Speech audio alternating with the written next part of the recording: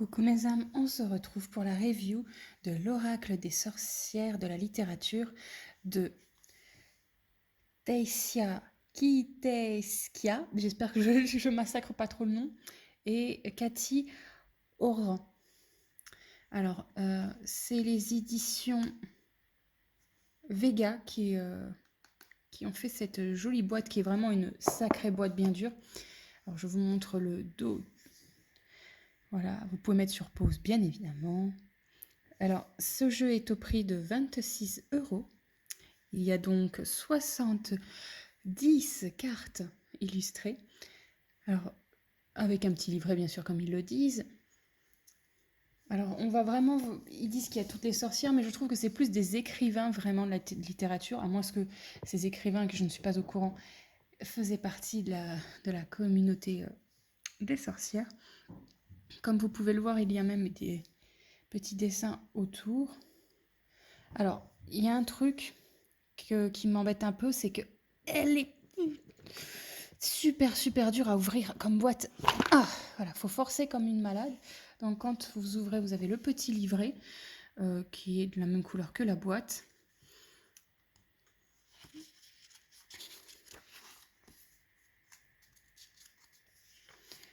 Comme dans tous les livrets, le sommaire qui vous explique comment tirer, etc. La plupart des cartes. Mais ce que vous allez voir, c'est qu'il y a deux sortes de cartes. Les cartes avec donc des sorcières ou des écrivains. Voilà, comme vous pouvez le voir. Mais là, il y a le matériel des sorcières qui est tout en tout dernier, qui est donc des cartes avec des objets et autres. On a beaucoup plus de caractéristiques sur, par exemple, Agatha Christie. Pour moi, ce n'est pas une sorcière, mais plutôt une, une écrivaine. Mais, donc on nous explique qui était Agatha Christie et tout ça. Plus que comment utiliser la carte. Et à la fin, comme je vous disais, on vous montre le deuxième type de carte où là, on nous explique un peu plus les abeilles, communauté, travail, trésor. Vous voyez un petit peu. Donc c'est un jeu de cartes que je ne recommande pas à tout le monde parce qu'il est très compliqué à utiliser au début. Bon, ça fait beaucoup de cartes. Vous voyez à la fin, ça change pas grand-chose. Hein, c'est un fond noir pour aller avec ce superbe jeu. Alors, le dos des cartes, moi, je le trouve magnifique. J'ai surtout pris ce jeu, non pas parce qu'il m'a attiré, mais parce que j'adore ce genre de dessin. C'est vraiment quelque chose que j'apprécie énormément. Comme vous pouvez voir, il est blanc, le paquet, sur les reliures sont blanches. Les cartes sont plutôt flexibles et plutôt dures, donc elles vont pas s'abîmer tout de suite. Elles sont plutôt douces, je ne peux pas vous le faire toucher, mais c'est pas, voilà, c'est plutôt facile à mélanger, même très. Je vais vous montrer les cartes une par une et je vais vous expliquer aussi pourquoi ce jeu pour moi est compliqué, parce que quand vous voyez par exemple l'âme Emily Dickens, heureusement qu'il y a écrit l'âme, parce que s'il n'y avait pas l'âme, qu'il n'y avait que Emily Dickens, je ne pense pas que beaucoup comprendraient.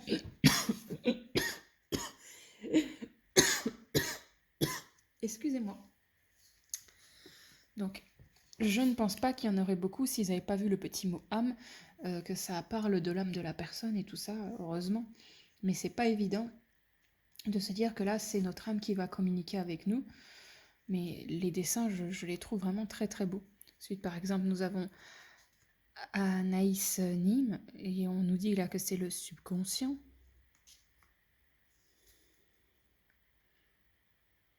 L'obscurité. Alors Marie Shelley, pour ceux qui ne savent pas, c'est celle qui a écrit, comment ça s'appelle déjà, Frankenstein. Voilà, le monstre de Frankenstein. Et on dit, à mon avis, s'ils ont décidé que ça soit la perte, c'est parce que l'écrivaine n'a pas pu porter son nom, n'a pas pu dire que c'était elle pendant des siècles, plutôt des années. Et c'est que récemment plutôt qu'on sait que c'est d'elle et que c'est pas d'un homme autre. C'est pour ça. Imagination pour cette écrivaine-ci. Parce qu'on dit bien l'oracle des sorcières de la littérature, mais pour moi, ce ne sont pas forcément toutes des sorcières. Vous avez vu les détails sur ces cartes? Tous les dessins qui sont autour d'elles ont à voir avec ce qu'elles ont pu écrire.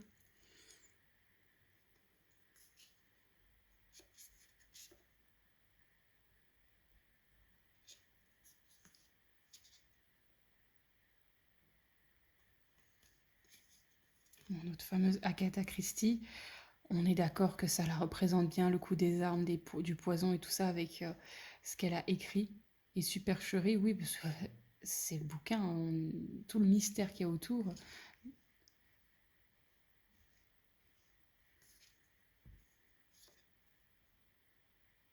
Voilà, donc si vous êtes débutant, je ne vous conseille pas ce jeu. C'est un très très beau jeu qui indique plutôt bien l'avenir, mais il faut vraiment prendre le temps de se connecter à ce jeu pour pouvoir le comprendre. Ça serait un peu... On mettra même plus de temps que l'oracle de la Triade ou du Béline, pourtant ils sont assez compliqués quand on débute. Il se travaillerait aussi intensément, je pense, qu'un tarot. Parce que comme je dis, ce n'est pas évident. On ne peut pas se fier tant que ça au dessin pour savoir ce qu'il va nous dire. Mais ça peut. Vous pouvez quand même faire un tirage et vous concentrer que sur les dessins des cartes, bien évidemment. Ce n'est pas une obligation de, de regarder juste le nom de la personne ou de la justice, mais là, avec les noms des écrivaines, c'est intéressant aussi, si vous les connaissez, de pouvoir lire l'avenir par rapport à ce qu'elles reflètent, par rapport à leur histoire et tout ça. Ça peut être intéressant. Si vous n'y connaissez rien, ça va être un petit peu compliqué.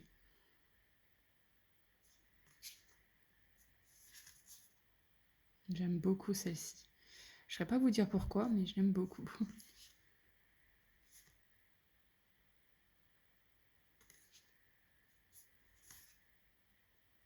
Ce jeu-là, moi, je l'utiliserais surtout pour de la divination, pas pour du conseil de moi-même. Euh, oui, pour voir dans le futur, plus que pour des questions, comment dire, euh, de développement personnel. Après, ça peut être intéressant de l'utiliser, par contre, je l'ai utilisé comme tel, pour s'aider sur certains rituels de magie. Voilà, ça peut être quelque chose qui peut être intéressant. Celui-là aussi, je l'aime. Celle-là aussi, je l'aime beaucoup. La dernière carte en littérature, bien sûr, d'écrivaine de littérature. Maintenant, on est sur les objets. Comme vous pouvez le voir, il y a des objets qui disent pour les sorcières. Il y a beaucoup plus, à mon sens, j'ai l'impression qu'il y a beaucoup plus d'objets que de personnes de la littérature. Donc, c'est des dessins qui sont très simples, qui ont été faits, à mon avis, à la gouache. Donc, nous avons la pomme, les abeilles. Là, c'est sûr que si là, il va vraiment se référer au dessin. Là, les abeilles, moi, je pourrais vous dire que c'est la famille, le groupe. La pomme, c'est la santé. Le sanglier, c'est la force, par exemple, la nature. Le livre, c'est l'instruction, la communication. La tresse, c'est se relier aux gens. Pour moi, en tout cas, le chat, c'est tout ce qui est ésotérisme, malicerie et magie. Le chaudron, ça peut être très bien la nourriture, comme des préparations à ce qui peut vous arriver dans le futur. La poule, c'est le fait de couver une situation. La patte d'animal, ça peut être tellement de choses. Pareil pour la poupée. Les dessins, moi, je les trouve magnifiques. C'est surtout pour les dessins que je l'ai pris. C'est pas le jeu que je vais utiliser le plus, mais il va quand même m'aiguiller. J'ai un peu eu de mal parce que j'ai vu l'anguille. Donc l'élixir, l'œil, les beaux étoiles. Le fantôme, par contre, moi, il me fait froid dans le dos. Je suis très portée sur tout ce qui est fantôme. J'ai une relation à la mort assez forte. Mais là, j'avoue que, ça me j'ai des petites sueurs. Le gant, le petit hérisson. Là, avec le hérisson, vous pouvez aussi vous référer aux animaux totems ou autres. J'aurai plus de facilité, vous voyez, à lire l'avenir en n'utilisant que le paquet de ces cartes-là, plutôt que celui des écrivaines. Mais ça, c'est mon point de vue.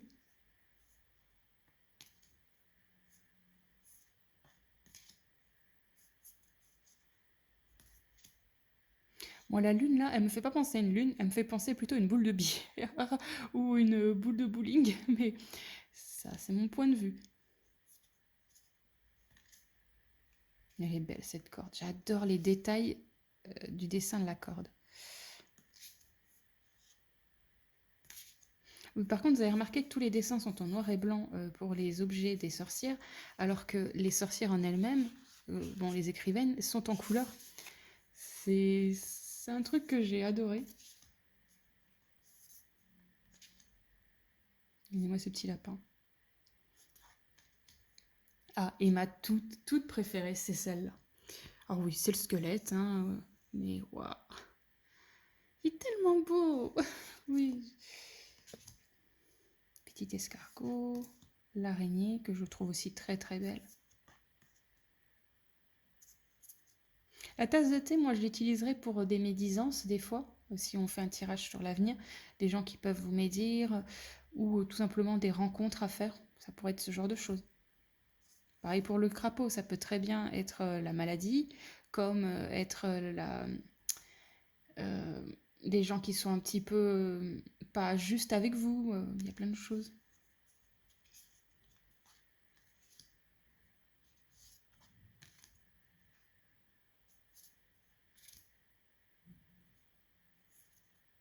Elle est belle cette robe blanche. J'aurais adoré si je devais me marier un jour porter ce genre de robe. Par contre, c'est celle que j'apprécie le moins, c'est celui-ci. Celle-ci. Les petites fleurs là, ça me bof quoi. Et la dernière, le loup. Voilà pour vous avoir montré donc ces cartes qui sont plutôt très très jolies, très sympathiques. Quand je vous dis, vous pouvez les utiliser en tant que débutant, mais vous allez avoir du mal au début à les appréhender, même en étant quelqu'un qui connaît bien ce genre de cartes. Ça prend un certain temps pour pouvoir les utiliser. Même moi, j'ai encore des difficultés. Faut vraiment prendre le temps. Elle s'ouvre pas facilement. Disons que c'est juste ce qu'elle raconte, mais elle ne se dévoile pas facilement. Il faut travailler le. C'est pas un jeu de cartes qui va être empli tout de suite d'énergie pour la divination ou pour le développement. Elles sont assez vides au niveau énergie, je trouve, parce qu'il est assez complexe. Mais elles vont pouvoir se charger quand même facilement. Mais il faut les charger. C'est un des jeux de cartes où je vous dirais, faites un petit rituel pour les charger, les mettre avec vous. Parce que ouais, au début, elles sont quand même assez vides. Mais voilà, de très très jolies cartes. Je vous le conseille quand même malgré tout. Mais prenez le temps. Il faut vraiment le travailler avant de pouvoir l'utiliser. Merci d'avoir regardé cette vidéo. N'hésitez pas à me dire si vous allez l'acheter. Si vous le connaissez déjà, n'hésitez pas. J'aimerais bien voir vos retours sur ce jeu.